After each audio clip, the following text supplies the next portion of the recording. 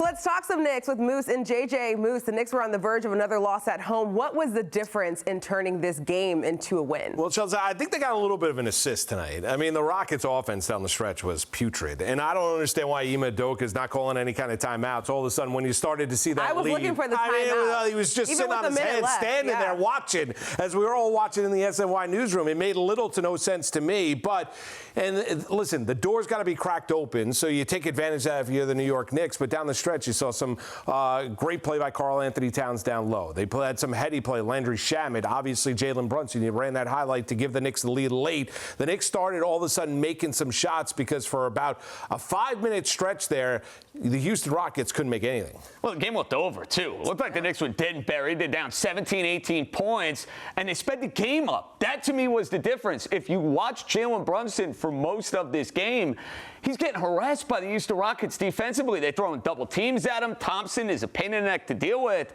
but they were able to overcome that. They got great minutes, to your point, from Karl-Anthony Towns, the best he's looked in a long, long time. No doubt. Big-time bounce back from OG Anunoby, who carried their offense early, and New York City's finest, Jose Alvarado, was in the middle of some big plays in the fourth quarter. It keeps the game close. The Rockets did not execute, especially in the half court.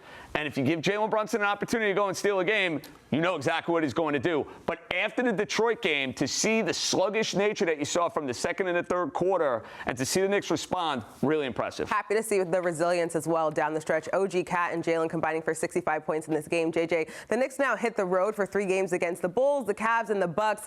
What can you expect from a team on a tough road trip? Well, look, no rest for the Leary. They got the second night of a back-to-back against Chicago. Nobody cares. Find a way to win. That Cleveland matchup now all of a sudden looks super juicy because they have looked like a different team since they made the James Harden trade, and it is a distinct possibility that you were going to see the Knicks and the Cavaliers at some point, April or May, playing in the postseason. And last year, look, the Cavs smoked the Knicks. Who cares? Because a couple of years ago, the Knicks beat them in the regular season, and they beat them in the postseason.